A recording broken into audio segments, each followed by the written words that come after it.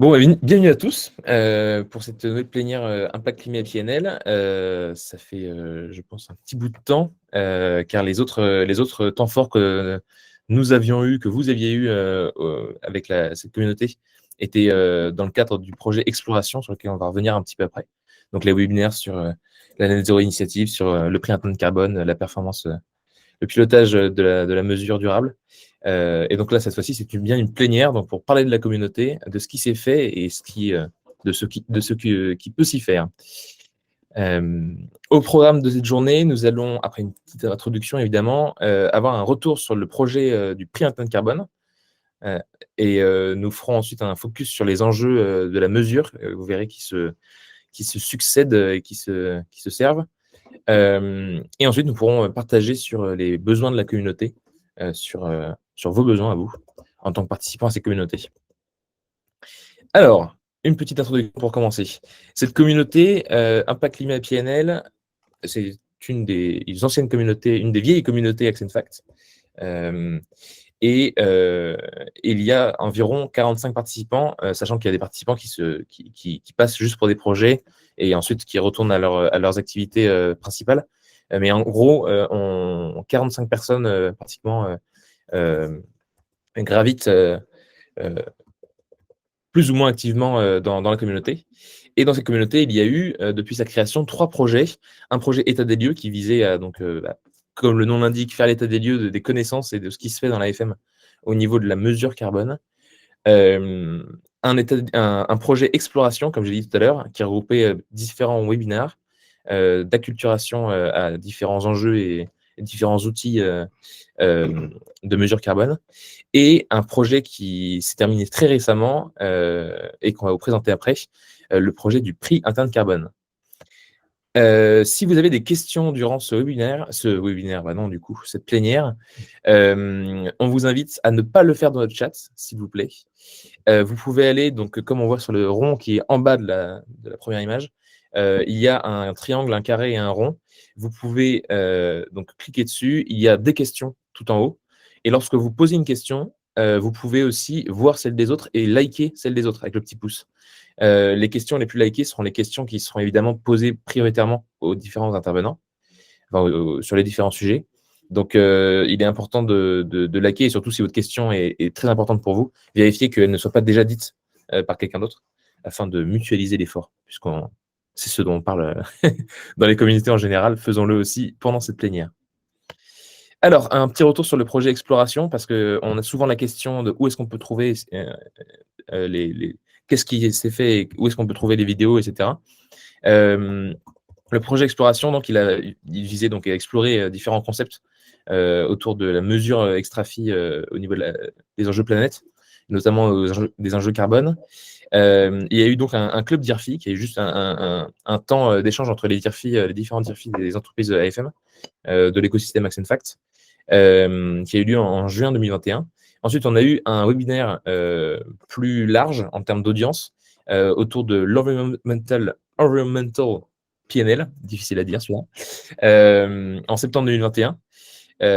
Autrement dit le IPNL, un troisième webinaire autour du pilotage de la création de la valeur durable en octobre 2021, un quatrième sur le prix interne carbone en décembre 2021, et le dernier webinaire du projet Exploration qui était sur la Net Zero Initiative en avril 2022. Et dans le mail de débrief de cette plénière, vous aurez évidemment les liens pour trouver les vidéos si vous avez besoin de les visionner ou revisionner.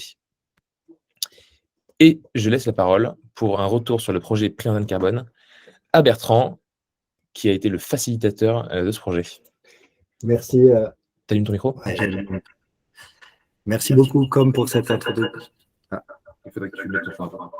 Ok, c'est parti. C'est bon pour toi? Ouais. Allez, nickel.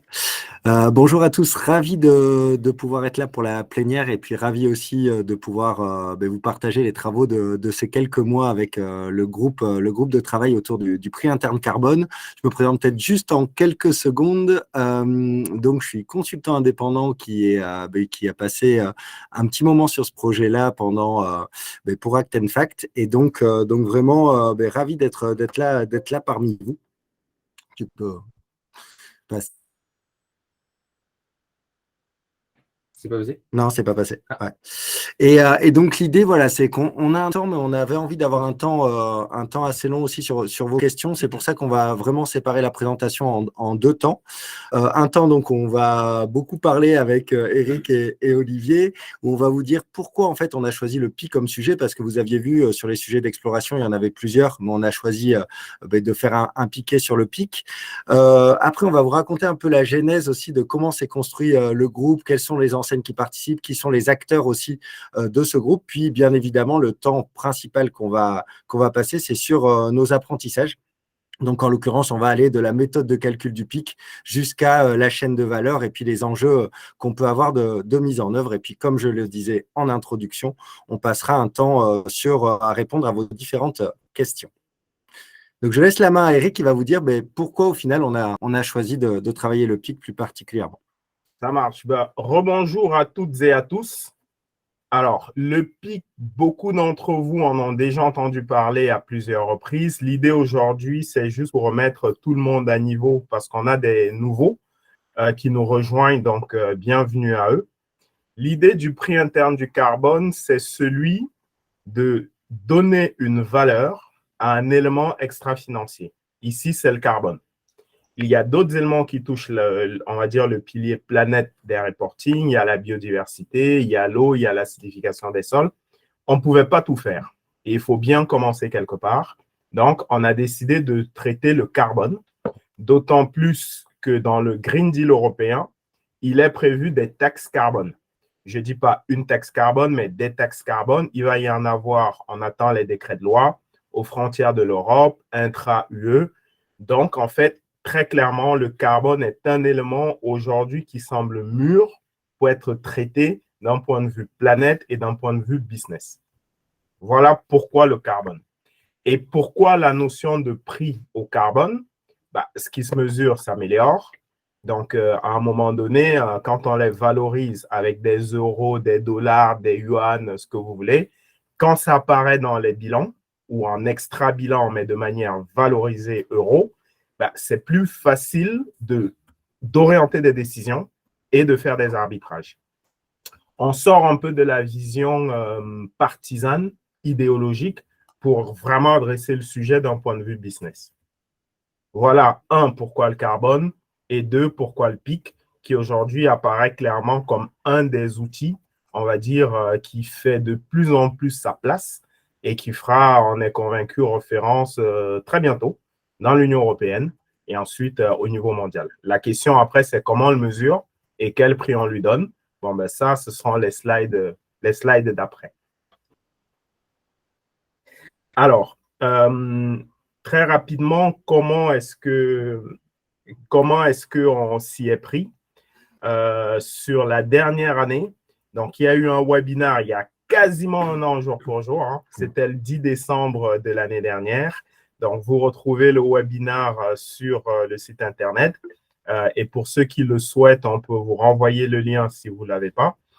On a travaillé en se basant également sur le rapport de l'Institut Montaigne, qui regroupe en fait plusieurs dizaines d'entreprises de tous bords, de tout type de métier, de tout type d'activité et qui fait foi en France et au niveau européen, et également un des rapports sur lequel s'appuie le gouvernement pour faire des propositions en France, mais également à la Commission européenne. Donc, fort de ça, en fait, on s'est dit il faut du concret. Donc, dans la communauté, nous sommes un petit peu moins d'une vingtaine de sociétés. Ce n'était pas possible d'avancer tous ensemble. Donc, on a lancé un appel à candidature. On a constitué un petit groupe qui, en fait, a servi d'éclaireur avec un rythme assez soutenu. On a 20 points tous les 15 jours depuis presque 8 mois, animé par Bertrand et moi-même, qui a permis, en fait, d'aller creuser, tester, très concrète, toucher les sujets des entreprises. Et l'idée aujourd'hui, c'est de vous faire une restitution de tout ça. Qu'est-ce qu'on a vu, qu'est-ce qu'on a appris, de sorte que vous puissiez prendre un peu le train en marche et ne pas refaire, recréer, repartir de la page blanche. Bref, on a essayé de débroussailler un petit peu le chemin pour faciliter l'onboarding des autres enseignes. Voilà ce que je peux vous dire. Je vais repasser la main à Bertrand et on va rentrer dans le vif du sujet. Donc, comme l'a très bien expliqué Eric, donc je suis arrivé moi fin avril justement au moment où le groupe de travail s'est dessiné. Et ce qui était super intéressant sur ces 8 mois de travail, c'est que c'était un groupe aux multiples compétences puisqu'on avait à la fois un leader énergie en la personne d'Eric, à la fois des leaders finance, des leaders RSE, des experts carbone. Donc bref, c'était extrêmement intéressant parce que vous allez le voir quand on va aborder la chaîne de valeur en fin de présentation, il y a énormément d'acteurs sur cette chaîne-là. Et donc, c'était vraiment très riche d'avoir toutes ces compétences-là. Ce que je vais rajouter, parce que c'est un côté sympa, c'est qu'on est 9 hommes, 9 femmes, donc on a la parité parfaite sur ce groupe-là. Et donc, on est RSE jusqu'au bout des ongles. tu peux passer. Donc là, je vais repartir du début, même pour ceux qui ont vu la vidéo, hein, c'est pareil pour faire vraiment en sorte que tout le monde ait bien le sujet du PIC en tête de A à Z. Donc, comment ça marche le PIC? Comment ça se calcule? Le calcul en soi est très simple, hein. On prend les émissions carbone, on lui met une valeur, comme le disait Eric, ça nous donne un prix interne carbone. Jusque-là, tout va bien. Par contre, après, c'est comment on alimente justement chacune de ces cases. Et là, ça se complique un peu. Et en particulier sur les émissions carbone, puisque les émissions carbone, on va le voir encore plus après, mais l'enjeu data est colossal et c'est sans doute la partie la plus complexe pour adresser le sujet du PIC. Et du coup, il y a une question qui est vraiment hyper importante sur cette partie-là, c'est la granularité. La granularité, elle est à plein de niveaux. C'est quel périmètre? Scope 1, scope 2, scope 3. Quel BU? Après, quand je prends un exemple d'un produit, c'est qu'est-ce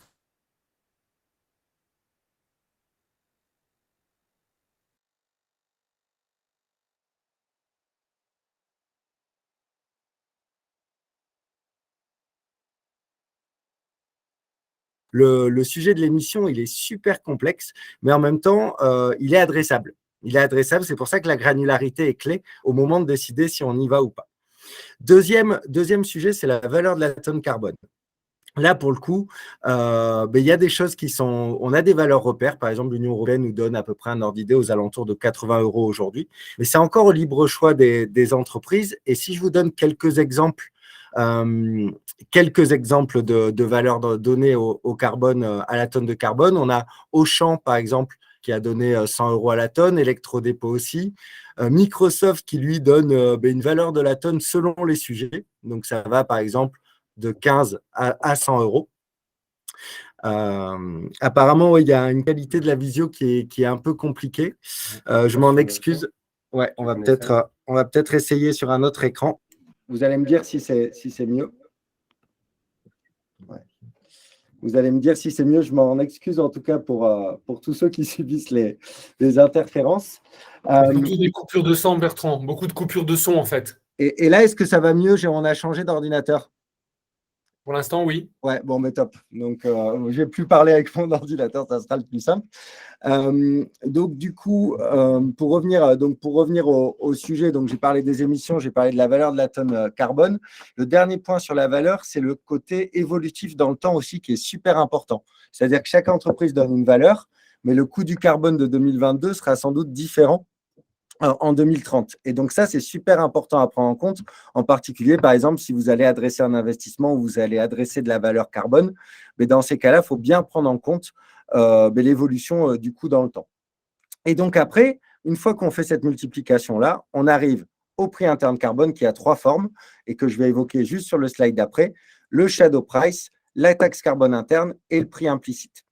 Et donc du coup, comment ça marche ces 3 formes de PIC? Il y a le shadow price, aujourd'hui, c'est la forme la plus utilisée. On donne une valeur économique au carbone, comme on l'évoque depuis le ddébut. Par contre, on n'y met pas de flux financier. Et en fait, la vraie vertu du shadow price, et on le verra pareil au moment où on évoquera la chaîne de valeur, c'est le fait que c'est une vraie aide à la décision, en fait, sur le long terme. C'est une vraie aide à la décision, par exemple, quand on choisit d'investir dans un projet, quand on choisit de référencer un produit plutôt qu'un autre. Le shadow price a cette vertu-là. Et pour le coup, il y a des entreprises comme BP, des entreprises comme Decathlon qui sont plus proches de nous, qui utilisent aujourd'hui le shadow price. Seconde forme de PIC, la taxe carbone interne, où là, pour le coup, on le met dans un PNL en interne. Et là, on est beaucoup plus sur du changement d'action à court terme. On le lie à des coûts opérationnels. On affecte un coût carbone. Et on va dire que, sans doute, le shadow price et la taxe carbone interne peuvent évoluer ensemble, mais à des moments différents de la vie, on va dire, du projet. Et donc là, pour le coup, c'est Microsoft, par exemple, en exemple d'entreprise qui utilise la taxe carbone interne aujourd'hui. Puis enfin, il y a une forme moins utilisée, qui est le prix implicite, où là, on est vraiment à un coût réel de décarbonation. C'est a posteriori qu'on analyse les choses. Il y a des vrais flux financiers. Et là, on évalue l'efficacité et la cohérence du prix interne carbone. Et donc, on a une entreprise comme Unilever qui utilise aujourd'hui cette forme de PIC. Point hyper important aussi, même si je pense que vous le savez tous vu que vous connaissez votre bilan carbone, mais c'est important au moment où on adresse le pic et pour savoir où on adresse les choses, c'est que le scope 3, c'est 90-95% des émissions carbone d'un retailer. Et donc, sans doute que c'est le point d'approche qui est le plus important à faire aujourd'hui. Le scope 1 et 2, la vraie vertu qu'il a, c'est qu'il est sans doute moins complexe à adresser. Et donc, pour mettre de la pédagogie, pour mettre du symbolique dans le lancement du PIC, ces deux scopes peuvent être super importants aussi. Dernier slide avant de laisser la main à Olivier pour un test qu'avait réalisé Auchan. C'est les facteurs clés de succès qu'on a identifiés pour pouvoir mettre en place le PIC. Le premier, hyper important, c'est la gouvernance. Il faut qu'elle soit convaincue et sponsor. Et quasiment toutes les enseignes qui participent au groupe de travail ont réussi à faire adhérer justement la gouvernance sur le sujet. Mais c'est vraiment le point sine qua non pour pouvoir lancer le PIC dans vos enseignes. Le deuxième facteur clé de succès, c'est un quatuor métier, RSE, finance, IT concerné et impliqué. Pourquoi on dit ça? C'est parce que le métier, c'est celui qui va appuyer sur le bouton. Le RSE et la finance, ils vont animer de manière transverse le sujet selon leur champ de compétences. Et l'IT, c'est ce qui va permettre de rendre scalable en fait le prix interne carbone, c'est-à-dire d'adresser justement tous les enjeux data, d'adresser les outils qui vont pouvoir permettre de lancer le sujet. Donc, c'est vraiment super important que ce quatuor il s'est aligné sur toute la chaîne. Troisième facteur clé de succès, le shadow price. Pourquoi on dit qu'il faut démarrer par le shadow price? C'est que pour nous, il faut éviter de faire peur d'entrée. Si on le met dans les PNL, ça veut dire qu'on va dégrader potentiellement les comptes. Et donc, c'est plus de travailler sur en amont la décision, comment on change le mindset de chacun sur la notion de carbone et les enjeux économiques avant d'aborder après les autres formes de PIC. Et le quatrième facteur clé de succès qui pour nous est cœur pour la scalabilité, c'est d'avoir des experts techniques, des experts data qui peuvent adresser la mesure par scope. Et en fait, il en va de la crédibilité du prix interne carbone. Si on n'a pas ça, en fait, on va pouvoir faire des tests, on va pouvoir montrer l'intérêt du prix interne carbone, mais on ne va pas pouvoir le développer dans le temps. Et derrière, il y a deux facteurs clés de succès que je vais appeler boosters parce que pour moi, ils sont à un niveau en dessous des 4 autres. C'est quand vous voulez démarrer, c'est de choisir un petit périmètre. Un petit périmètre qu'on peut dupliquer rapidement, sur laquelle on peut avoir de la mesure fine. En gros, vous prenez un minimum de risque, vous avez un maximum de retour. Et puis enfin, Olivier en est le meilleur exemple, c'est de choisir un binôme métier-perf qui soit porteur du projet, qui sache influencer en interne pour que le sujet du PIC puisse prendre de l'ampleur chez vous. Ce que je vous propose, c'est que je laisse la main à Olivier maintenant qui va vous expliquer concrètement un exemple sur le prix interne carbone avec un investissement sur un système de froid alimentaire. À toi, Olivier. Merci. Bonjour à tous. Donc, je suis Olivier Dirix, je suis responsable des normes et procédures comptables chez Auchan, donc à la direction financière du groupe. Et en effet, donc avec Eric, on souhaitait faire une expérimentation sur le prix interne du carbone. Et donc, on a choisi de le faire sur un projet d'investissement. Alors, même si Bertrand, tu l'as dit, c'est vrai que l'essentiel de nos émissions carbone sont liées au scope 3. Là, on a voulu le faire sur un investissement, donc c'est des émissions carbone du scope 2. Et en l'occurrence, il s'agissait d'un investissement donc sur un hyper de 10 000 m² à Olivet, du côté d'Orléans. Et donc, un investissement d'équipement frigorifique, un investissement de l'ordre de 2 millions d'euros. Et donc qui consistait à remplacer des équipements existants qui utilisent un fluide réfrigérant qui s'appelle le R404, qui est extrêmement polluant, à le remplacer donc par des équipements neufs, donc qui permettent de faire à la fois des économies d'énergie, mais également des économies d'émissions carbone par le fluide réfrigérant qu'il utilise, c'est-à-dire directement du CO2. Et puis, on voit sur la ligne en dessous, donc plutôt 2 lignes plus bas, sur les tonnes équivalent CO2. Donc, ce R404, il est 5500 fois plus polluant, émissif en gaz à effet de serre que le CO2 en direct. Et puis, donc, sur les lignes suivantes, on voit donc les impacts sur la consommation énergétique, puisqu'on était à 3,5 millions de kilowattheures par an, et on passerait à des équipements qui consomment un peu plus de 2 millions de kilowattheures. Tu peux passer à la slide suivante. Voilà. Donc, en fait, je ne vais évidemment pas lire en détail tout le tableau, mais l'expérience qu'on a voulu faire, c'est mettre dans une de nos fiches d'investissement de mesure de payback de l'investissement, intégrer ce prix interne du carbone. Donc, on a pris pour ça plusieurs hypothèses. Donc, d'abord, comme je l'ai dit, il y a les consommations électriques qui sont impactées par le changement d'équipement. Et donc, par rapport aux émissions, aux facteurs d'émission de l'électricité en France, on avait par mégawattheure économisé 0,053 tonnes de CO2 émis. On a retenu un prix du carbone de 80 € la tonne. Bertrand, tu l'as dit, finalement, on va plutôt s'orienter sur 100 € au sein du groupe. Et puis ensuite, on avait fait des hypothèses, évidemment, sur le prix de l'électricité. Donc, on avait retenu 15 centimes du kilowattheure et une augmentation de 5% par an. On avait fait ces exemples au printemps dernier. Depuis, le marché de l'électricité, vous le savez, a fortement évolué. Et donc, en fait, sur le tableau, simplement, la première partie, donc jusqu'au deuxième trait gris, finalement, ce sont les calculs tels qu'on les faisait auparavant, donc uniquement financiers. Donc, on a sur la première ligne économie de coût de l'électricité. On a également d'autres petites économies, des économies sur la maintenance, puisqu'on a un matériel qui est plus récent. Et donc, on arrivait, donc en tenant compte d'actualisation, comme on fait dans les modèles financiers, on arrivait à, c'est le premier chiffre que j'ai encadré en rouge, là, 2 millions. Donc, l'investissement de 2 millions, finalement, le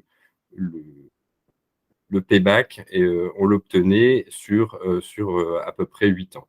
Et puis ensuite, on a intégré, c'est la deuxième partie, donc sous ce trait gris, on a intégré les économies de carbone à la fois sur l'électricité et puis les économies de carbone sur le liquide frigorigène, le fluide frigorigène, puisque je l'ai exprimé tout à l'heure, on a changé pour un liquide qui est beaucoup moins, un fluide qui est beaucoup moins nocif. Et on voit donc en valorisant ces économies à la fois d'énergie consommée et les économies de carbone liées au liquide frigorigène, on arrivait à un payback, cette fois qu'on arrivait à mesurer à 6 années. Donc finalement, 2 années de gagner, j'allais dire, donc un investissement qui montre finalement, en intégrant le prix du carbone, on arrive à rentabiliser l'investissement beaucoup plus vite. Alors évidemment, même si ces coûts carbone, ce sont des coûts théoriques, hein, puisque aujourd'hui, il n'y a pas de taxe carbone, il n'y a pas de décaissement. Néanmoins, au moment de prendre une décision d'investissement, ça permet de mesurer une rentabilité meilleure de l'investissement. Tu peux passer à la slide suivante, peut-être. Voilà. Donc ensuite, sur l'exercice, donc on l'a poursuivi. Donc là, on s'est interrogé avec Eric en disant, finalement, si on voulait un payback de 5 ans, qu'est-ce qu'il faudrait qu'on ait comme variation de coût de l'électricité et de coût du prix du carbone pour arriver à ce payback de 5 ans. Donc, ce que l'exercice a montré, c'est qu'il aurait fallu une augmentation des coûts de l'électricité de 20% par an et une augmentation du prix du carbone de 32,5% par an pour améliorer encore le retour sur investissement et le faire descendre à 5 ans. Alors, au printemps, au mois de mai, quand on a fait cet exercice, on se disait une augmentation annuelle de prix d'électricité de 20% par an, ça paraît un peu irréaliste. Et puis, finalement, les faits nous montrent que ça ne l'est pas tant que ça. Mais ce que ça nous a montré également, c'est qu'on on a une sensibilité qui était encore beaucoup plus forte au prix du kilowattheure qu'au prix du carbone. En fait, on a mesuré que par cet exemple que finalement le prix du carbone, et on parle d'investissement sur lequel il y a, je l'ai dit, hein, il y a des impacts importants avec les fluides frigorigènes qui sont utilisés. Mais si on avait uniquement le prix du carbone sur l'électricité qu'on intègre dans le modèle, finalement, le coût du carbone n'est pas encore assez élevé pour qu'il influe véritablement sur l'investissement. Tu peux passer à la slide suivante. Voilà. Et alors, ici, on a fait un autre exemple, c'est sur la Pologne. Simplement, on s'est dit, bon, pour l'électricité, on a retenu un facteur d'émission, donc je l'ai dit tout à l'heure, de 0,053 kg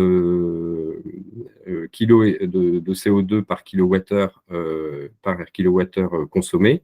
Et en utilisant le facteur d'émission de la Pologne, puisqu'on a fait notre bilan carbone en 2021, donc on a ces facteurs d'émission. On sait qu'on a un facteur d'émission en Pologne qui est beaucoup plus élevé. C'est lié notamment au mix énergétique du pays. Et on voit qu'en Pologne, le facteur d'émission, il est de 0,781 kg de CO2 par kilowattheure. Donc 13 fois plus élevé que ce qu'il est en France. Donc je l'ai dit, hein, c'est lié au mix énergétique du pays, où il y a beaucoup d'utilisation de beaucoup de charbon, alors qu'en France, vous le savez, l'électricité est nettement plus décarbonée grâce au nucléaire. Mais cet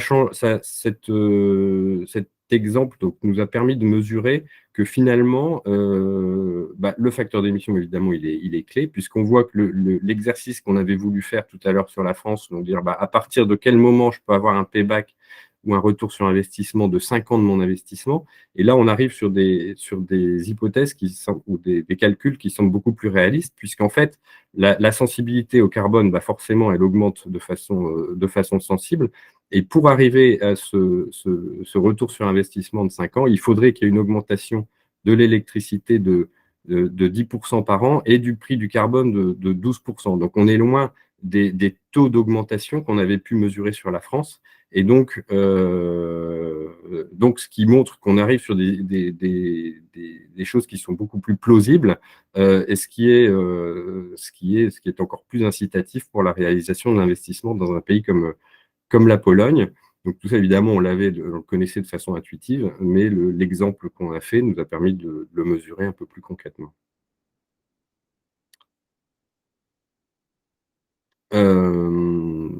Donc, en conclusion, c'est des choses que j'ai déjà dit, hein, la rentabilité de l'équipement froid en France, donc la sensibilité au coût de l'énergie est beaucoup plus élevée que celle qui est liée au prix du carbone.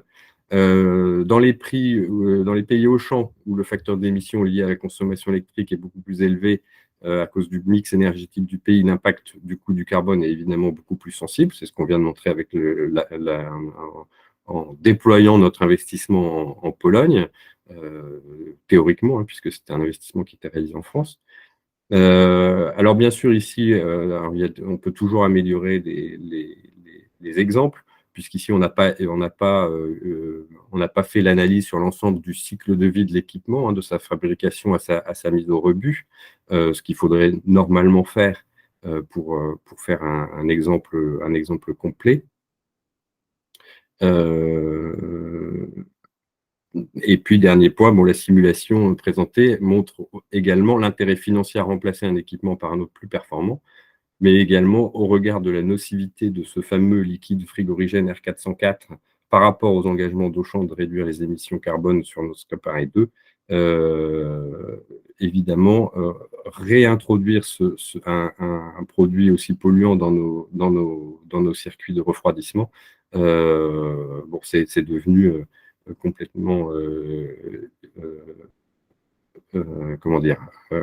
inapproprié. Ce liquide aujourd'hui, on ne l'utilise plus. On a converti la plupart de nos centrales. Ça, Eric pourrait le dire mieux que moi. Et en plus, je pense qu'il est interdit aujourd'hui, ce produit.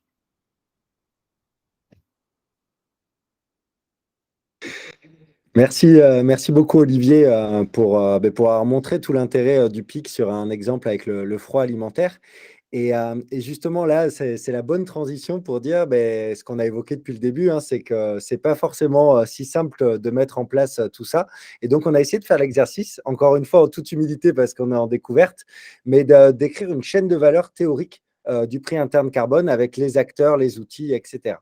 Et donc, le premier point clé, vous vous souvenez, hein, ça fait partie des facteurs clés de succès, mais il faut des leaders métiers, RSE, IT, finance, qui comprennent bien et qui animent bien ensemble l'entièreté de la chaîne. Il faut vraiment une équipe, un groupe qui soit vraiment qui aille dans la même direction sur ce sujet-là, c'est clé. Autre personne très importante, autre acteur très important, tu peux passer, c'est l'expert carbone. L'expert carbone, il va être là aussi sur toute la chaîne de valeur. Lui, il va auditer, valider toute la phase inventaire des données et puis bien évidemment, il va aussi accompagner les métiers sur toute la dimension trajectoire bas carbone et comment on fait potentiellement pour y arriver. Et après, on a des acteurs qui vont être plus focus sur des points particuliers de la chaîne. Le premier qui est super important, c'est tous ceux qui vont acheter.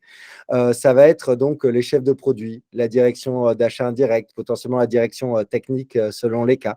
Et donc, eux, tout le défi, ça va être de faire un filtre à la sélection et potentiellement de choisir presque les fournisseurs avec ce prérequis-là, le fait d'avoir accès à des données primaires qui sont, par exemple, les matières premières, les produits finis, le processus de manufacturing qui va donner des données justement qui vont permettre d'alimenter quelque chose. C'est le data lake, en l'occurrence, ou en tout cas quelque chose qui permet d'accueillir la donnée, de collecter la donnée, et des données à la fois primaires. Donc ça, je vous le disais, c'est des données précises et fines, mais aussi potentiellement des données secondaires, parce qu'il y a tellement de données à capter que des fois, il faut faire le choix de prendre des données moyennisantes pour avoir l'exhaustivité de données sur toute la chaîne. Donc, par exemple, avec l'ADEME, avec des données sectorielles, des données même propres à l'entreprise. Et tout ça, ça va permettre, en fait, derrière ça, aux experts métiers. Donc, ça va être, par exemple, pour l'éco-conception, des experts d'ACV, donc sur l'analyse de cycle de vie, des experts énergie, des experts supply, de prendre cette donnée-là, de l'intégrer dans des outils justement qui sont capables de simplifier tout ça, de calculer et de matcher ces données-là. Et là, en fait, cette partie-là, je fais juste un stop avant de passer sur l'étape vraiment pic.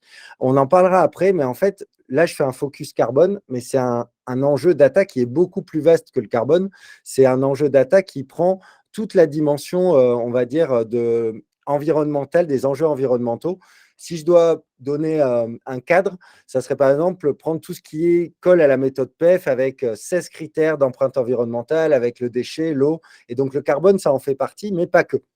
Donc, c'est pour ça que vraiment, cette première partie-là, où on capte la data, on rentre dans les outils, c'est clé pour pouvoir bosser le pic, mais ça va plus loin que ça. Et donc, c'est là où derrière, merci Com, tu as fait une petite surbrillance du prix interne carbone, c'est magnifique. On en parlait justement, c'est ce qui va permettre donc de choper les émissions de CO2 et auquel on va lui attribuer cette fameuse valeur de la tonne qu'on a évoquée tout à l'heure.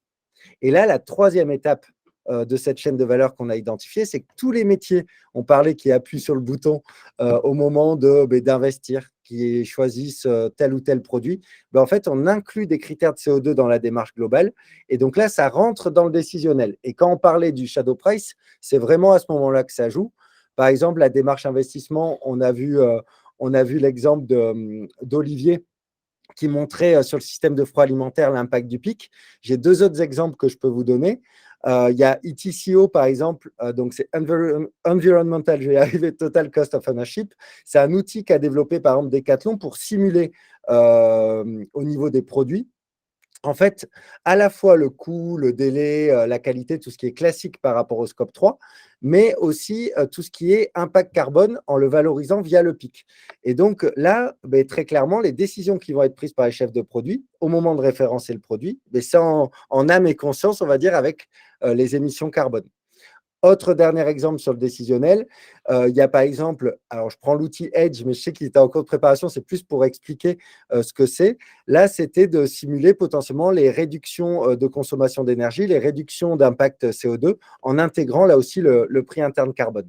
Et là, du coup, ce qui est intéressant, c'est que justement, on peut faire un lien avec ce qui va rentrer potentiellement dans le Data Lake, dans le sens où plus le décisionnel on a de la donnée, plus on va choisir des investissements et par exemple, des produits qui sont vertueux pour réduire l'impact carbone. Et donc, petit à petit, on va créer une chaîne positive qui va nous permettre, après, en étape 4, d'avoir des résultats justement qui seront super intéressants, à la fois sur une trajectoire bas carbone et à la fois sur le maintien de résultats économiques performants.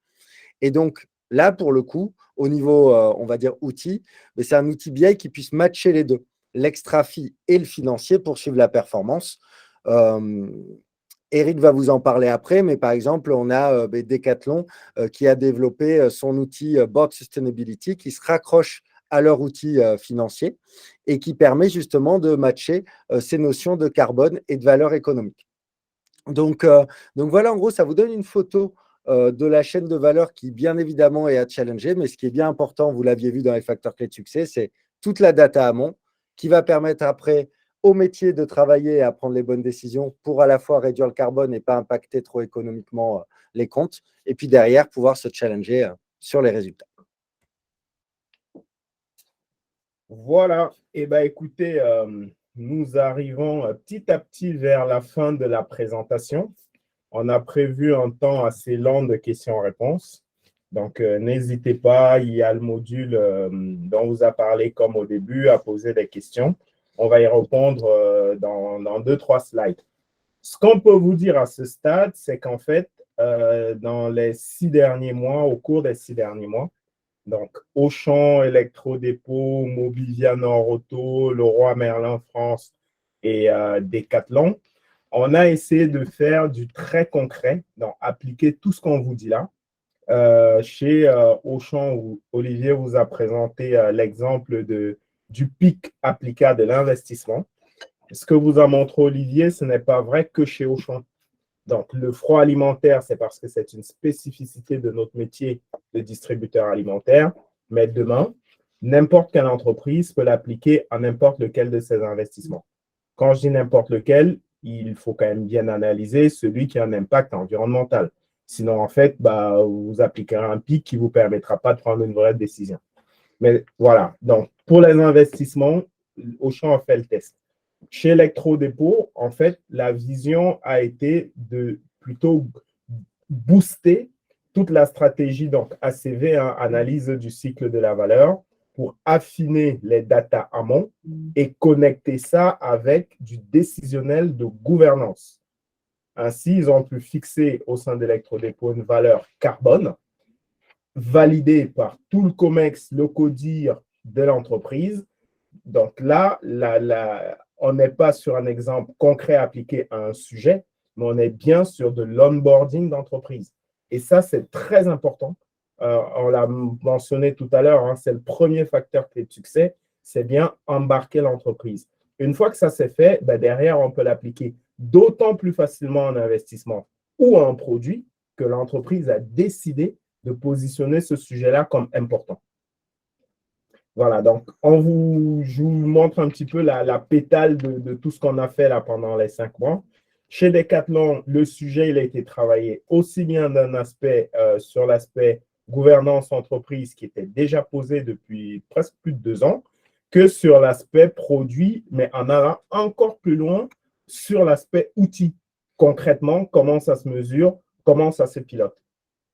Nord-Auto, Mobivia ont posé le sujet également à la base en zoomant sur la mesure carbone et en renforcer leurs équipes pour pouvoir avoir une mesure beaucoup plus fine, travailler notamment avec le NZI, le Net Zero Initiative, qui permet de prendre en compte non seulement les émissions produites, mais également tout le cycle global, y compris des émissions évitées pour elles-mêmes et pour d'autres. Et ça aussi, on peut le valoriser. Donc, c'est une autre approche du sujet qui est de dire, je peux donner un prix au carbone de ce que j'émets moi, mais aussi de ce que je permets à, on va dire, mes parties prenantes et mon écosystème global de ne pas émettre.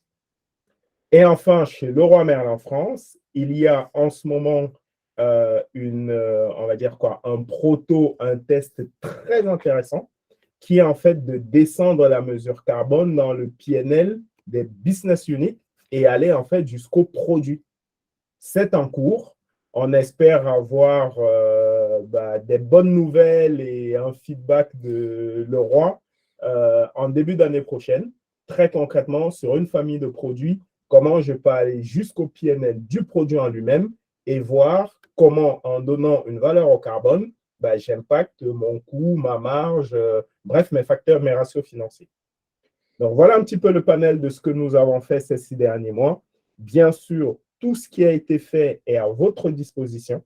Donc, on l'a fait pour le collectif.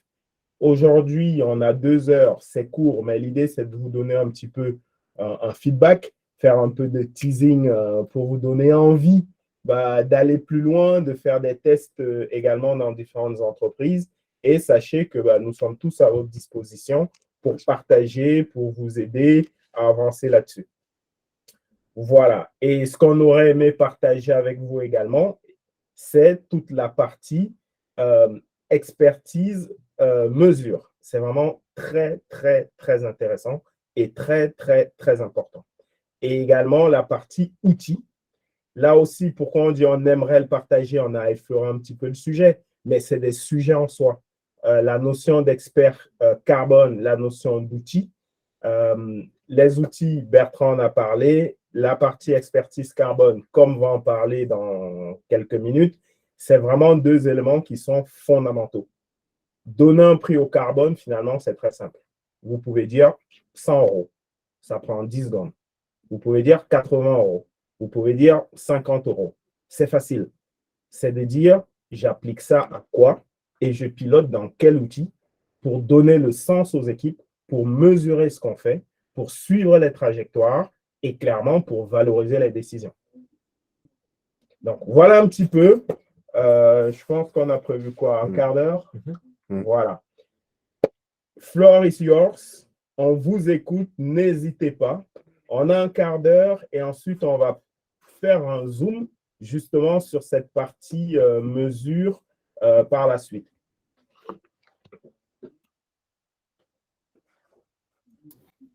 Là, vous avez une slide de conclusion qui peut également, on va dire quoi, être la base des questions. L'enjeu data est vraiment essentiel, essentiel, essentiel, essentiel. Oui, Daniel. Bonjour et merci pour la présentation. Moi, j'ai une question par rapport aux exemples qui ont été indiqués. Je vois en fait l'outil de cette valeur interne du carbone comme des exemples où ça donne une attractivité supplémentaire à des projets qui vont entre guillemets dans le bon sens. Mais il me semble qu'en fait, un des sujets, c'est comment on freine des projets qui n'ont pas de dimension planète. Et du coup, est-ce que vous avez fait des exemples, par exemple, pour une ouverture de magasin, de voir dans quelle mesure, en appliquant ça, on décide de ne pas ouvrir un magasin, en fait. Si la copie n'est pas revue pour justement chercher à réduire des impacts. Je prends cet exemple-là parce que c'est le premier qui me vient en tête et c'est celui qui certainement est le cas dans toutes nos entreprises, mais comment à chaque maintenant ouverture de magasin, on pose ça comme un des éléments qui pourrait demain être rédhibitoire pour faire certains plans d'investissement. Parce que sinon, on va toujours avoir cette question de dire certains investissements qui sont aujourd'hui très juteux. Je prends un exemple dans notre industrie, mais si on applique le sujet comme vous le proposez sur l'extraction pétrolière, ça ne marche pas, quoi. Ça ne freine pas le fait d'ouvrir des nouveaux puits de pétrole. Donc, dans une moindre mesure, chez nous, des investissements qui sont potentiellement très émetteurs, comment on les regarde d'une autre façon? Alors, je vais prendre le début de la réponse. Ensuite, je te laisserai la main, Olivier, pour zoomer sur les modifications qu'on a fait chez Auchan, par exemple, sur les fiches d'investissement. Ce qu'on dit là, ce n'est pas appliquant le PIC uniquement aux exemples où ça va dans le bon sens. On a pris un exemple concret qui, pour le coup, va dans le bon sens pour montrer comment est-ce que ça a permis d'accélérer. Le même exemple, qu'est-ce qui se passait chez Auchan, encore là, on va dire, jusqu'à fin d'année, puisqu'on a décidé d'appliquer le PIC à tous nos invests à partir de janvier 2023. Aujourd'hui, un magasin Auchan peut renouveler, on va dire, ses équipements froids ou éclairage ou chauffage à l'identique quand ils sont vieux. Et la question de quel est l'impact carbone ne se posait pas, ou c'était peut-être un sujet de discussion, mais pas un sujet de décision. En donnant une valeur au carbone, en fait, le renouvellement ne se fera plus jamais à l'identique. Non seulement on change complètement, là dans l'exemple qu'on a pris, les fluides frigorigènes, on utilise en fait maintenant, on installe maintenant des centrales à CO2. C'est 5500 fois moins polluant pour l'environnement que les fluides qu'il y avait au départ. Mais c'est plus cher. C'est-à-dire que concrètement, le fait de donner une valeur au CO2 permet de rendre, en comptant tout, donc y compris le carbone, un CAPEX qui facialement était plus cher, beaucoup plus rentable parce qu'on intègre les émissions dans l'environnement. Aujourd'hui, il est beaucoup moins cher d'acheter une centrale d'ancienne technologie et qui balance des fluides avec des noms scientifiques barbares dans l'environnement, mais ces fluides-là ont un vrai pouvoir impactant 5500 fois pire que le CO2, qui lui est un gaz naturel.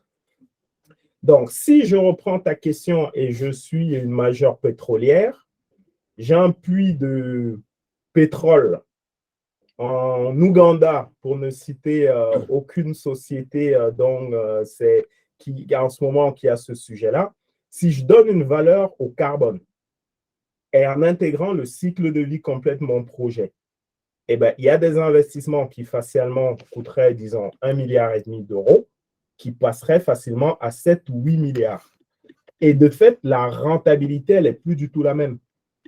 Et ça peut clairement permettre de dire cet investissement, on ne le fait pas, il est beaucoup trop cher.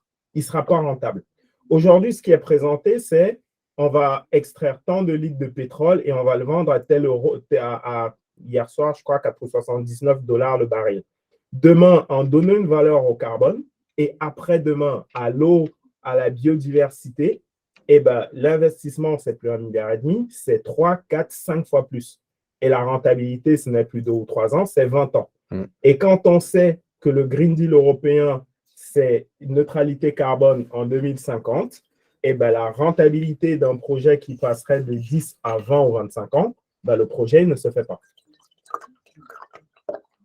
Je ne sais pas si ça répond à ta question, mais clairement, donner une valeur au carbone, ce n'est pas pour pousser à l'invest, c'est pour arrêter les invests qui ne vont pas dans le bon sens, orienter les invests vers les invests qui sont bons pour la planète en étant bons pour le business.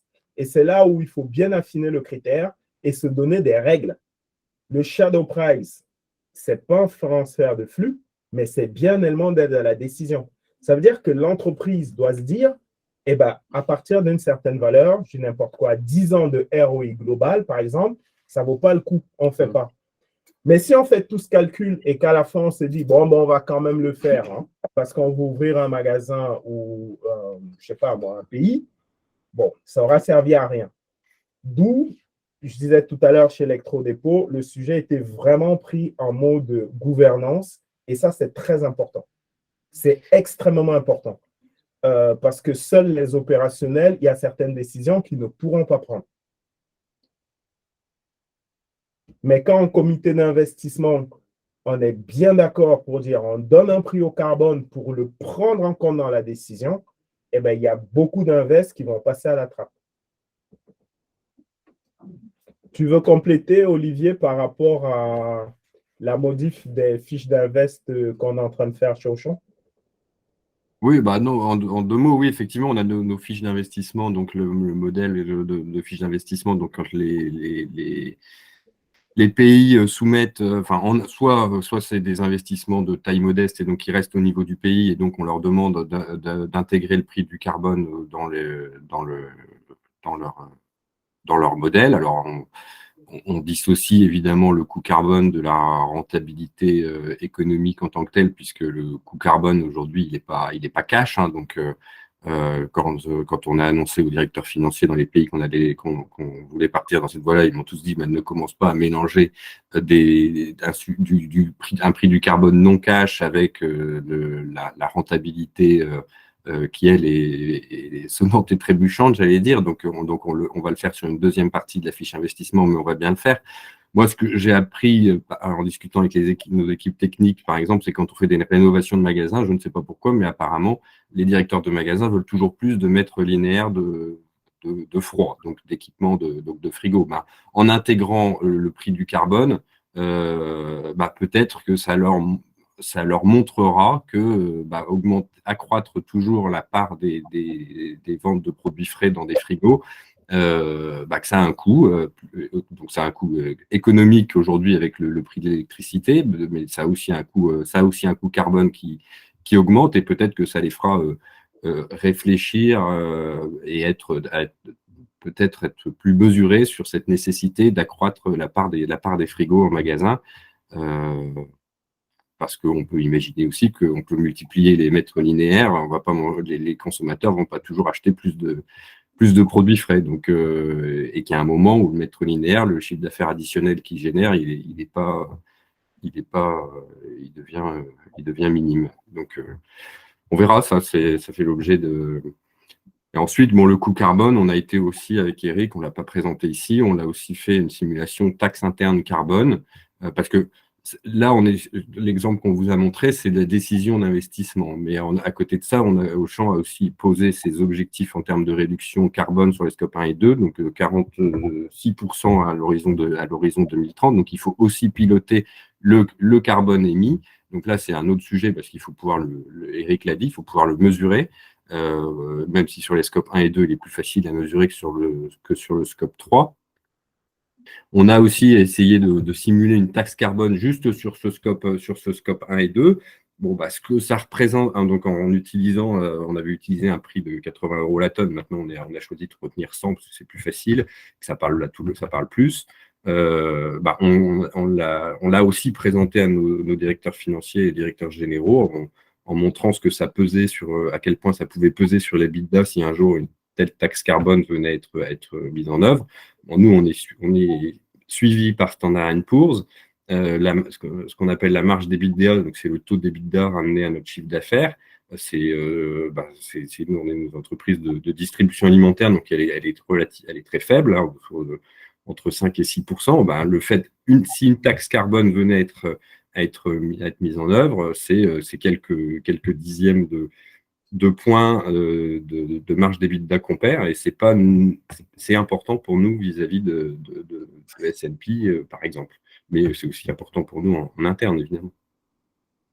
Donc on verra tout ça, comment ça va. On va lancer ça au début d'année, et puis on verra comment ça fonctionne et les incidences concrètes que ça a sur les investissements. Merci Olivier d'avoir parlé de l'exemple du froid. Effectivement, Daniel, une autre vertu de ce prix interne du carbone, c'est que comme on commence à mesurer tout, ça questionne aussi les besoins, les cahiers des charges et les dimensionnements. Et en fait, ça freine un petit peu le toujours plus. Je vais sortir du froid, je vais prendre un autre exemple d'investissement qui peut être par exemple sur de l'immobilier, sur des machines. Les gens qui sont dans les équipes, et c'est normal, ils vont dire on veut la dernière machine, on veut un terrain encore plus grand ou mieux placé. En fait, c'est la tendance du toujours plus pour faire plus de chiffres. Et donc, a priori, plus de rentabilité. Le fait de donner une valeur au carbone, en fait, on se rend compte que le plus n'est pas toujours le mieux parce que ça coûte de l'argent. Et ça questionne vraiment les besoins. Et là, on va s'appuyer également sur la notion de prix interne de carbone pour revoir progressivement tous nos cahiers des charges, tous nos dimensionnements de besoins pour aller au juste nécessaire. Est-ce que j'ai vraiment besoin d'avoir un parking qui fait 1000 places? À l'époque, on ne se posait pas la question. On avait du terrain, on construisait pour 1000 places. Demain, je donne un coup à l'eau, à l'imperméabilisation du sol. On va peut-être se rendre compte qu'un parking de 800 places est largement suffisant. Mais tant qu'on ne le mesurait pas, on ne le valorisait pas, en fait, on ne le voyait pas, tout ça. Oui, Émilie. Ah, Émilie. On ne t'entend pas. Le micro est activé sur Meet, mais il s'adresse sur ton ordinateur. Hein.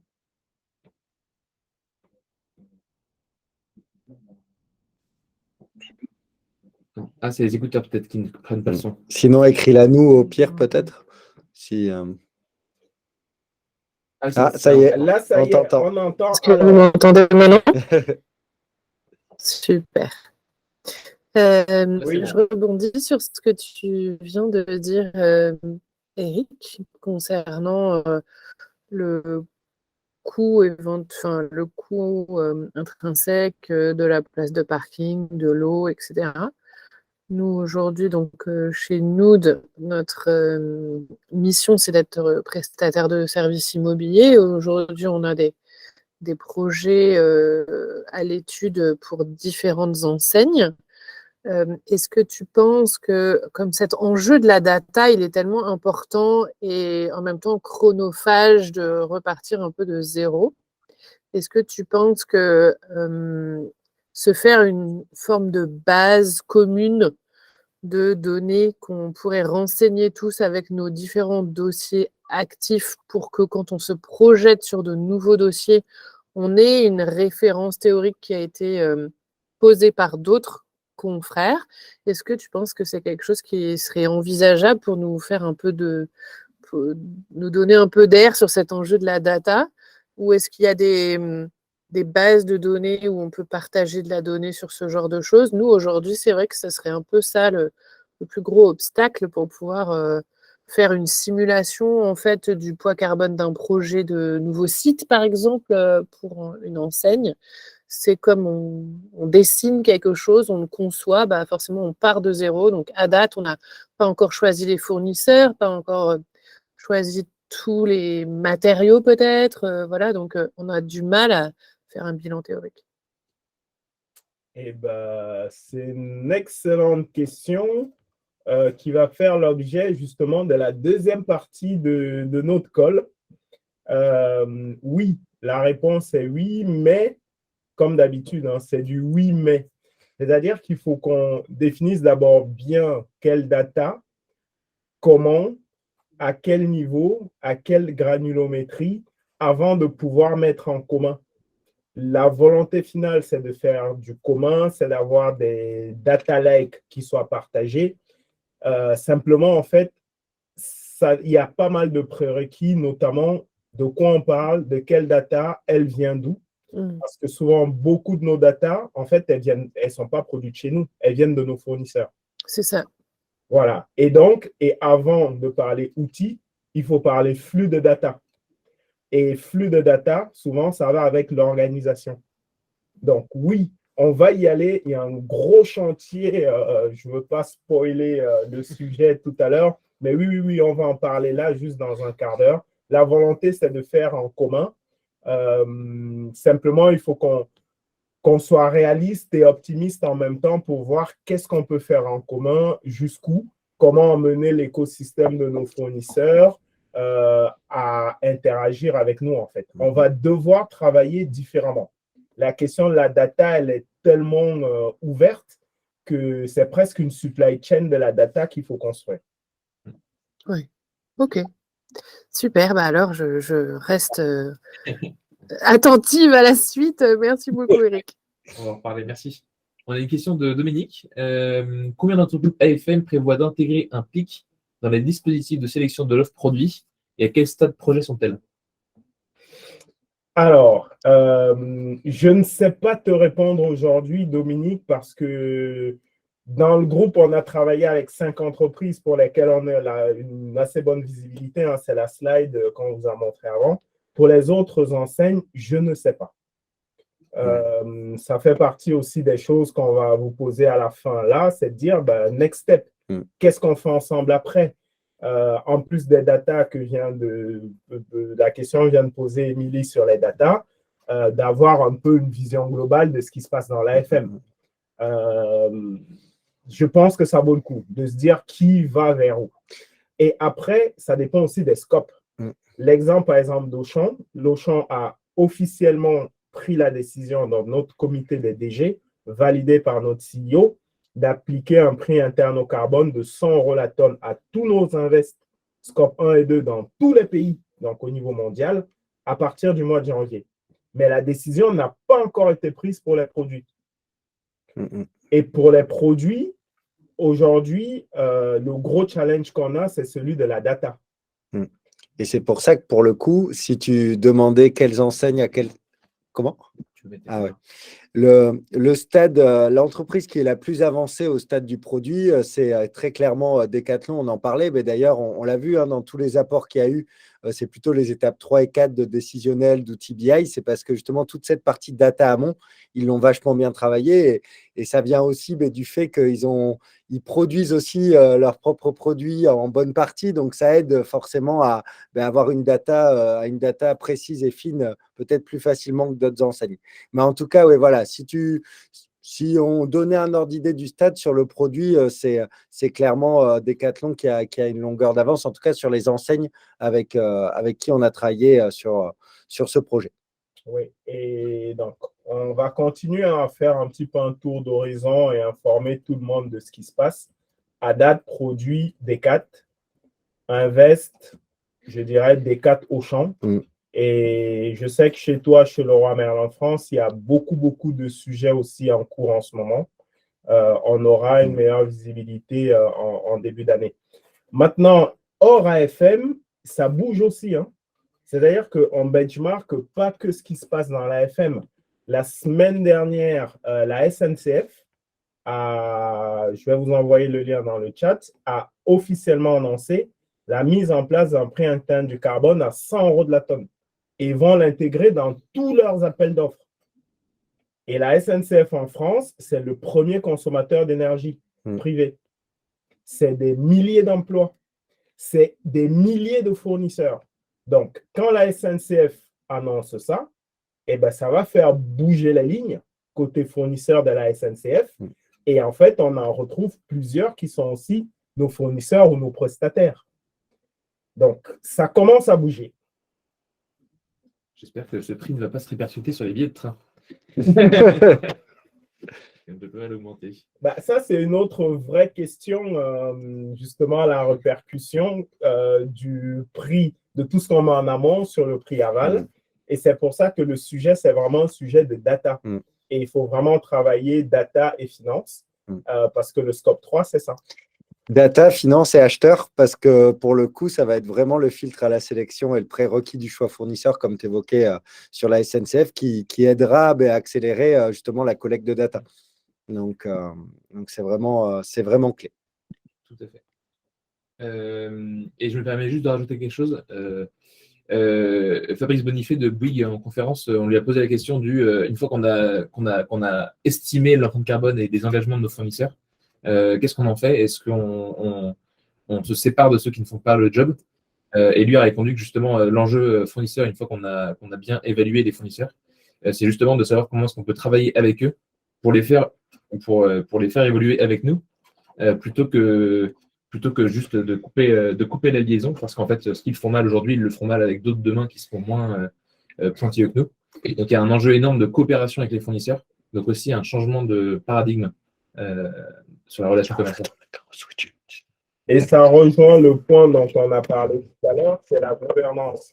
Ce n'est pas uniquement un sujet technique où on peut se mettre d'accord à quelques groupes de personnes, experts carbone ou finance ou produits et le faire dans son coin.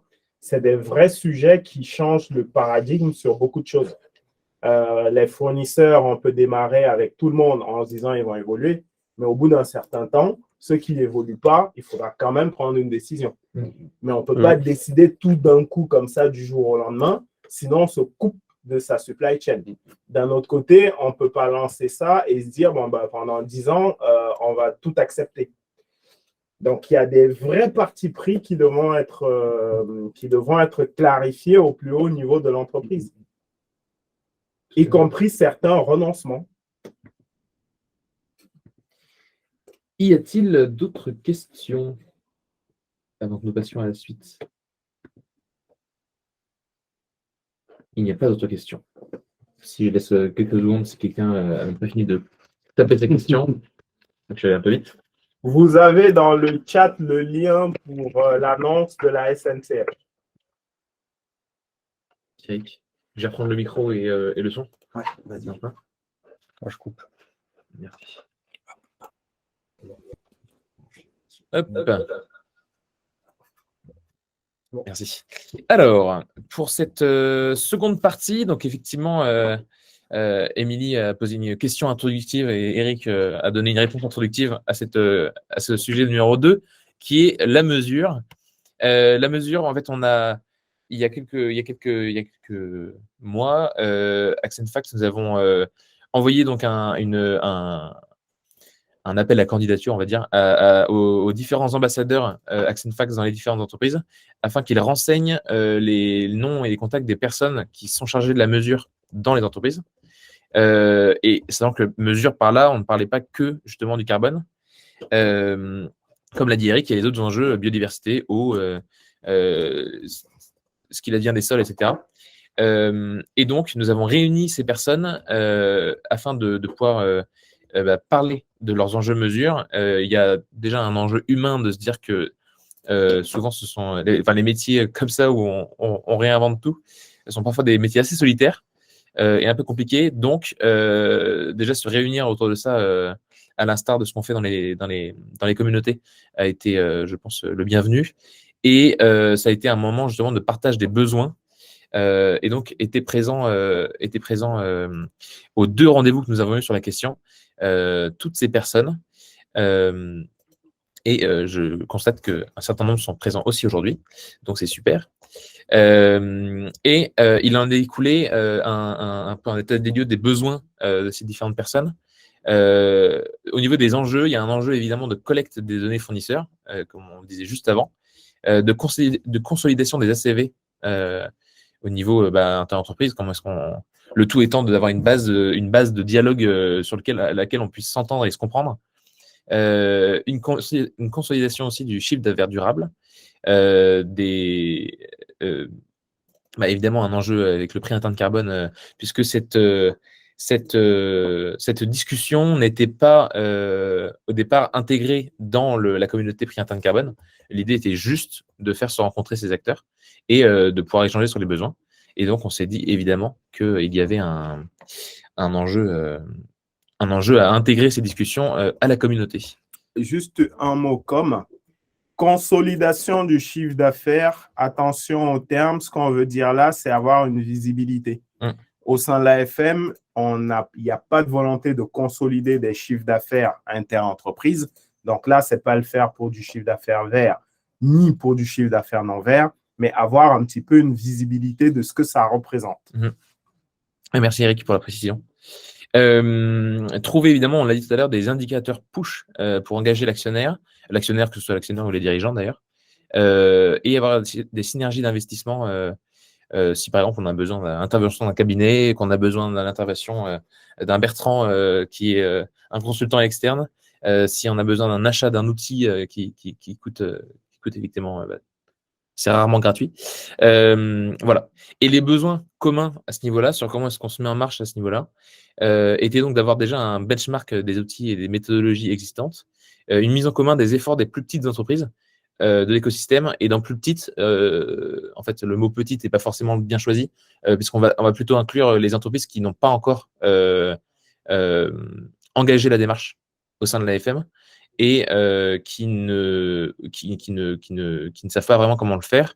Donc, avoir une mutualisation des efforts de ces personnes qui sont au même niveau d'avancée, avec un appui des entreprises qui sont plus avancées sur ce sujet, et notamment de la communauté Impact Climat et PNL, puisque comme vous l'avez vu ici, et comme l'a dit Eric, l'idée est de mutualiser et de faire pour le collectif, pour avancer plus vite ensemble.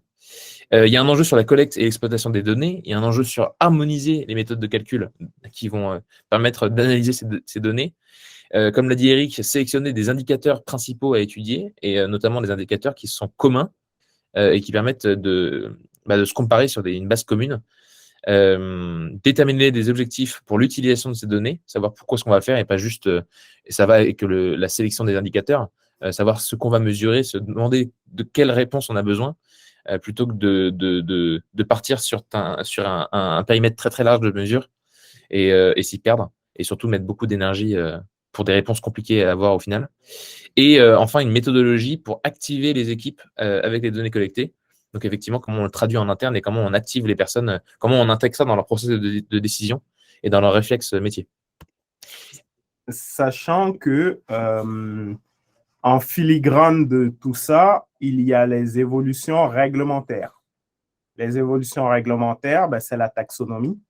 Certaines entreprises y sont soumises. C'est le cas de Auchan depuis l'année dernière. Ce n'est pas le cas de toutes les enseignes encore, mais c'est progressif et ça arrive.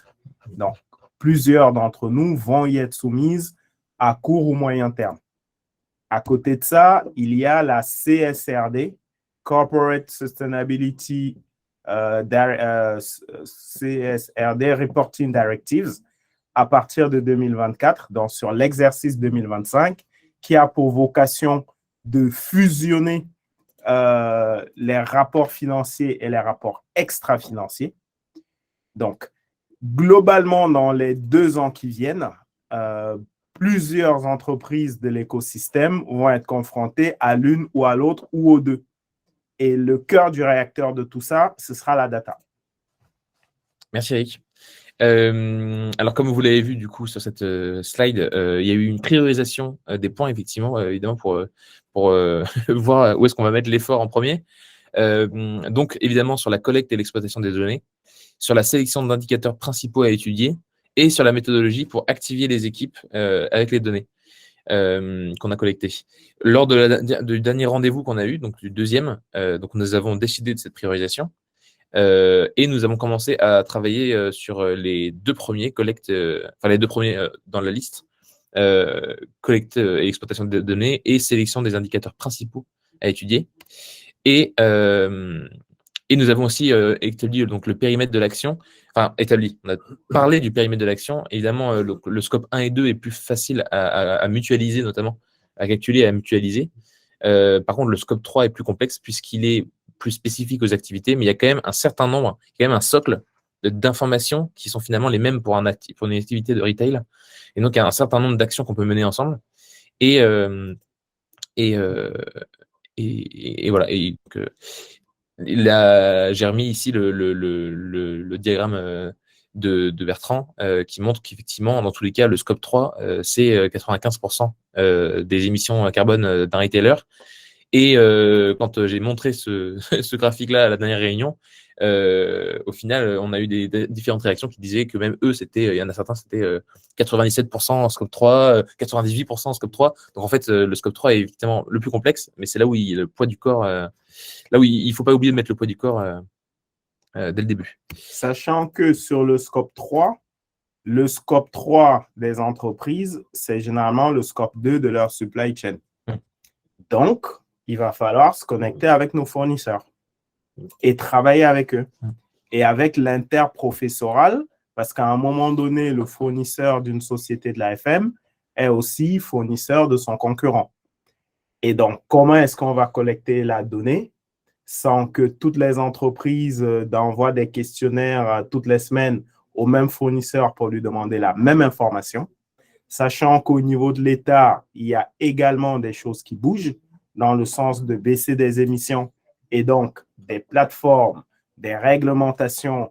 Bref, il va falloir se connecter un peu à tout le monde, à tous les niveaux. Et encore une fois, le cœur du sujet, ce sera la data. Parce qu'une fois qu'on l'a, c'est facile de remplir telle plateforme. Ou quand on sait sur quelle plateforme aller, c'est facile d'aller la récupérer via un outil. Voilà, donc la data. Tout à fait. Nous avons donc la semaine dernière travaillé donc, sur les 2 premiers besoins. Pour rappel, donc la collecte et l'exploitation des données et aussi le choix des indicateurs à privilégier, à prioriser. Donc, on a travaillé sur les actions à mettre en place, sur les points forts et les contraintes. Tout ça a été fait en mode brainstorming, c'était étayé, mais évidemment, c'était la première séance de travail là-dessus. Donc, au niveau des actions à mettre en place, un état des lieux des ERP de chaque entreprise pour voir si les ERP peuvent accueillir des extensions ou en tout cas peuvent intégrer des outils qui permettent de comptabiliser dans le RP la dimension carbone et les différentes autres dimensions, biodiversité, eau, etc., des données collectées. Il faudra un outil, un audit des méthodes de collecte existantes sur les scopes 1 et 2 et sur le scope 3. Il y a une patate scope 1 et 2 et une patate scope 3 dans les échanges qu'on a eus, toujours au niveau de la complexité. Il faut baliser les points communs du coup, dans le scope 3 entre les différentes activités, comme je l'ai dit tout à l'heure, la base commune sur laquelle on peut se baser pour mutualiser l'investissement et mutualiser l'effort. Il faut améliorer et développer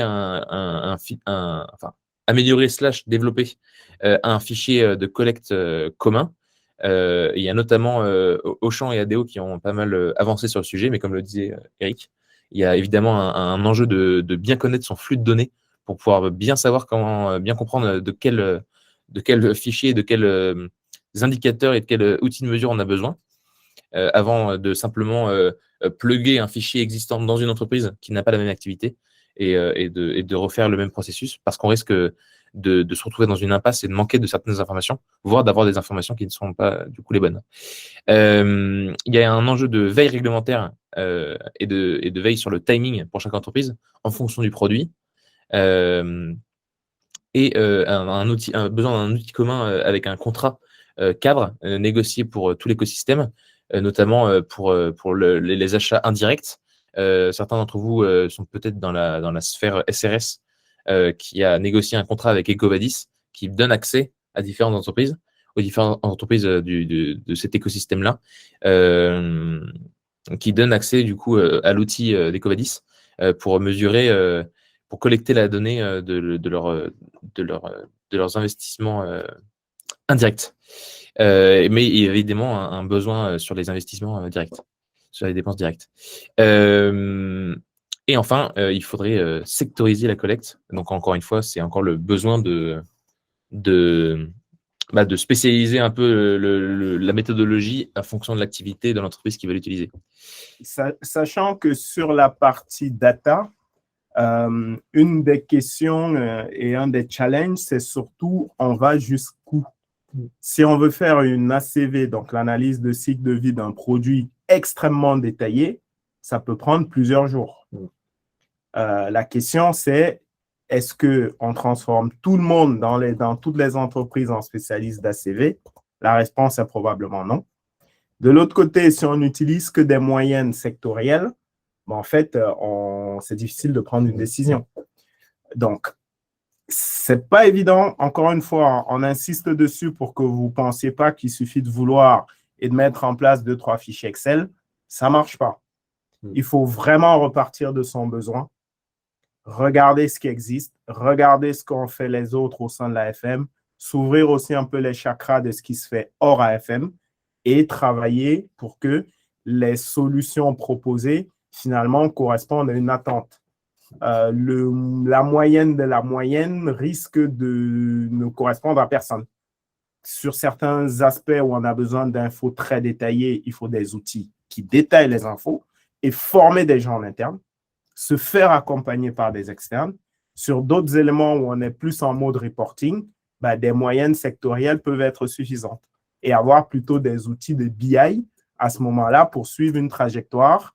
Là où pour le produit, il faut descendre au niveau du produit. Tout à fait. Sur la suite, on a parlé donc des points forts et des contraintes qu'on pouvait avoir. Donc les points forts, c'est une culture de la mutualisation qui s'installe de plus en plus entre nous. Donc ça, de ce côté-là, c'est plutôt pas mal. On a des activités de réflexion du besoin au niveau... alors c'est purement théorique, c'est... en tout cas sur la relation AFM, Accent Facts et l'ASRS. On s'est dit qu'il y avait une activité de la réflexion du besoin et d'avoir un livrable qui est de quoi on a besoin, cartographier les acteurs, etc. Et faire un cahier des charges qui est fait en général avec Accent Facts. Là où on peut avoir une synergie avec la SRS, notamment, c'est sur la négociation des investissements outils, parce qu'il y a un vrai savoir-faire à ce niveau-là. Donc voilà, rien n'est encore fait ou cadré, mais en tout cas, c'est un point fort potentiel. Autre point fort, tout le monde en a besoin de ça. Donc, on est, on est sûr d'avoir une certaine audience et un certain répondant. Et on a un poids du corps plus important ensemble, donc c'est un point fort de pouvoir se réunir. On peut industrialiser le process et on peut, si on y arrive, si c'est autorisé, si les entreprises sont à l'aise avec ça, avoir effectivement un côté open data où justement on pourrait mutualiser et avoir un apprentissage un peu continu là-dessus. Et par contre, les contraintes, c'est la diversité. Oui, alors, disons que le data altruisme, ça pourrait être pour les entreprises bien avancées qui vont aider les plus petites. Mais même entre les plus petites, il va y avoir un certain nombre de paramètres qui vont être cernés, améliorés au fur et à mesure. Et je pense qu'il y aura un besoin open data à ce niveau-là pour effectivement apprendre au fur et à mesure toutes. Et au niveau des contraintes, évidemment, il y a une diversité d'activités. On y revient encore. Une diversité aussi de maturité des différentes entreprises sur la question, que ce soit une question de prise de conscience, que ce soit une question d'engagement de la gouvernance, et que ce soit une question budgétaire, surtout de quels sont les moyens humains et financiers qui sont mis dessus. Donc voilà, différence de niveau là-dessus. Il faut avoir une bonne fiabilité de la collecte, donc un engagement du fournisseur derrière. Et il y a aussi une contrainte sur les nombres d'acteurs autour de la table. Effectivement, il faut faire consensus dans ce qu'on va faire si on va mutualiser. Et il y a aussi un enjeu de confidentialité, encore une fois, pour une certaine pudeur qui reste à raison dans les entreprises de l'AFM lorsqu'il y a parfois certains sujets à aborder. Et sur le besoin numéro 2, donc sur les actions à mettre en place, donc le besoin numéro 2, je rappelle, sélectionner les indicateurs principaux à étudier. Les actions à mettre en place, c'est évidemment un audit des indicateurs au total. Excusez-moi. Certaines entreprises l'ayant déjà fait, je pense notamment à Kiloutou. Prioriser les indicateurs obligatoires et les indicateurs qui sont en plus. Indicateurs obligatoires, ce qui veut dire au niveau de la réglementation, de quoi on aura besoin demain. Exemple typique sur un autre sujet, sur l'abrasion des microfibres textiles et donc le rejet de plastique avec le textile, eh bien, très vite, la réglementation va entrer en vigueur sur l'obligation d'indiquer la quantité de matière synthétique et donc la potentialité de rejet. Et donc ça arrive très vite et c'est une mesure sur laquelle on travaille aussi. Et donc voilà, là on sait que c'est un indicateur obligatoire et qu'il faut absolument avancer dessus. Et après, il y a les indicateurs en plus qui vont plutôt être d'anticiper effectivement les besoins et les obligations légales qui vont arriver dans la foulée. Un besoin aussi de déterminer le niveau de granularité par entreprise. Donc on le disait, partir de la filière, partir de la BU, entrer dans l'offre, entrer dans le produit, etc.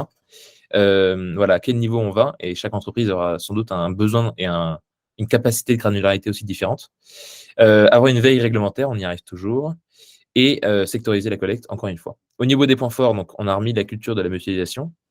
Le fait que tout le monde soit relativement avancé.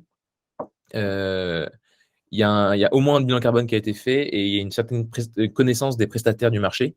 Reste encore à réussir à bien mapper ces prestataires et à bien comprendre desquels on a vraiment besoin et lesquels font le même travail ou un plus. Et un peu compter de la même façon grâce au besoin 1, si besoin 1 trouve réponse, trouve satisfaction. Et dans les contraintes, effectivement, il y a beaucoup d'indicateurs. Il me semble que chez Kiloutou, Perrine nous disait que leur prestataire leur a proposé, je crois, 140 indicateurs. Bon, comment est-ce qu'on... Si on doit en prendre 4, que fait-on? Surtout que l'idée d'en prendre 4 n'est pas juste pour Kiloutou d'en prendre 4, mais de savoir qu'il y en a 4 qui vont être utilisés par Kiloutou, par Kiabi, par Auchan, par Decathlon, etc. Pour qu'on puisse parler entre nous. Il y a effectivement toujours la diversité des activités. Et il y a beaucoup d'acteurs sur le marché, on le disait tout à l'heure avec le mapping des prestataires. Voilà, on a de l'infobésité limite sur les prestataires et les méthodologies, etc. Donc il faut arriver à faire le tri. Et il y a des acteurs spécifiques à certains secteurs. Donc il faut voir à quel point on peut mutualiser là-dessus. Encore une fois, c'est une question d'avoir une base mutualisable. C'est ça, sachant que là aussi, la réglementation évolue. On a des pans aujourd'hui qui sont bien, on va dire, cadrés d'un point de vue réglementaire, mais d'autres, ce n'est pas encore le cas. Donc, on va aussi apprendre en marchant. Simplement, il va falloir le faire assez vite parce que la pression sociale, sociétale, institutionnelle, elle est très forte. Et en fait, l'idée de tout ça, c'est de prendre un peu d'avance sur la loi. Parce qu'à un moment donné, ça va arriver. Et quand ça arrivera, on va courir dans tous les sens avec des contraintes réglementaires ou fiscales. On ne sait pas encore exactement quoi.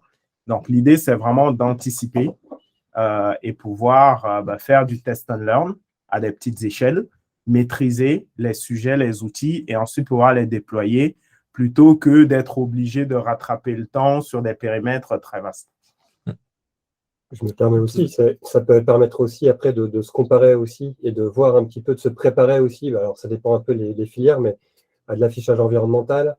Et donc, voilà, déjà se mettre en conformité et déjà se préparer à avoir une meilleure performance pour après du cadre réglementaire. Donc, oui, tout à fait. Alors, Sylvain posait la question, pourriez-vous communiquer les contacts SRS pour le contrat EcoVadis SVP? Effectivement, alors il me semble que c'est Benjamin qui nous en avait parlé, je crois. Donc on verra, le contact évidemment, est évidemment trouvable. Je ne l'ai pas là, mais il sera envoyé dans le mail de débrief de cette plénière avec les autres liens. Et le next step donc de ce sujet, en tout cas mesure, et donc pas uniquement carbone, mais mesure au sens large, est évidemment de cadrer le projet pour vraiment poser les besoins, les objectifs, qui contribuent et à quelle vitesse on va pour ce projet-là. Et la prochaine séance de travail qu'on va avoir là-dessus sera le vendredi 13 janvier de 14h à 15h30. Je vous invite dès à présent, pour les personnes qui veulent nous rejoindre, de vous manifester, que ce soit maintenant ou que ce soit par mail tout à l'heure, lorsque je vous enverrai au plus vite le mail de débrief. Sachant que là, nous ne sommes pas un groupe d'experts sur la question, nous sommes un groupe de personnes qui ont des besoins et qui ont besoin de trouver des réponses, et pourquoi pas de le faire ensemble. Donc, il n'y a pas de niveau de maturité atteint, requis sur la question pour faire partie de ce groupe-là. Et au niveau de l'engagement de chacun, une fois le projet rejoint, rien n'est posé encore. Ça dépendra effectivement, on va en parler justement la prochaine fois, dans l'objectif de cadrage. Donc voilà, je vous invite à nous rejoindre ou à positionner l'un de vos collègues collaborateurs qui avance sur la question pour qu'ils puissent nous rejoindre. Peut-être, comme tu peux réafficher les personnes qui sont déjà dans le groupe aujourd'hui, ça vous permet de voir s'il y a déjà quelqu'un de votre enseigne,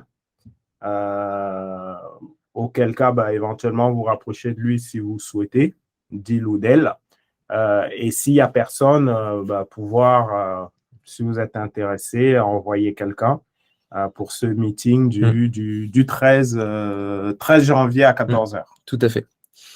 Sachant que, petit astérix sur les enjeux textiles, donc Juliette qui était présente avec nous pour ces discussions de BZB,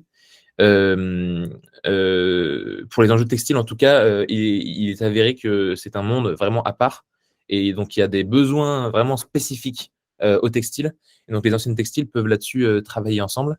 Les enseignes de Fashion Cube travaillent déjà sur le sujet, donc pour des autres enseignes qui font du textile hors Fashion Cube, je vous invite à vous rapprocher de Fashion Cube, voilà, sur la question. Y a-t-il des questions à ce niveau-là? Je voulais savoir si dans le scope 3 aujourd'hui, où sont les principaux facteurs d'émission, si aujourd'hui tout le monde sait où se trouvent précisément justement ces principales émissions. C'est-à-dire que le scope 3, ça englobe toute la partie supply. Est-ce qu'on est plutôt sur de l'émission au niveau du rang 1, donc c'est-à-dire auprès des fournisseurs auprès desquels on va passer les commandes. Est-ce que c'est plutôt du rang 2, du rang 3?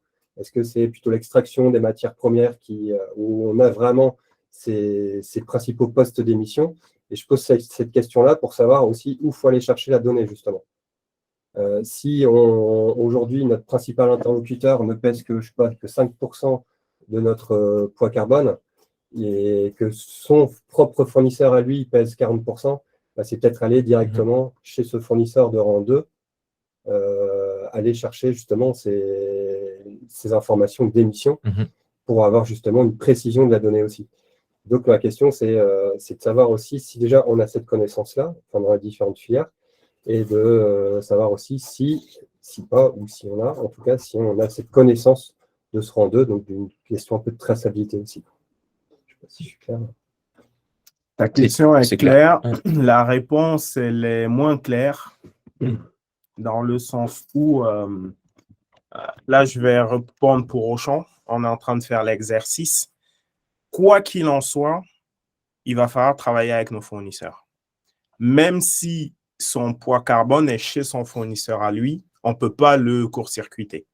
Déjà pour des questions de responsabilité, de traçabilité, et même de négociation. Parce que pour le coup, c'est le métier de l'acheteur, du chef de produit.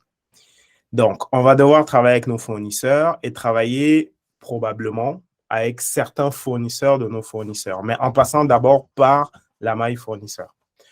Ensuite, ça va dépendre beaucoup de ce qu'on achète. Si je prends 2 exemples, l'alimentaire, le fromage, la charcuterie, le poulet, le poisson, c'est généralement les fournisseurs.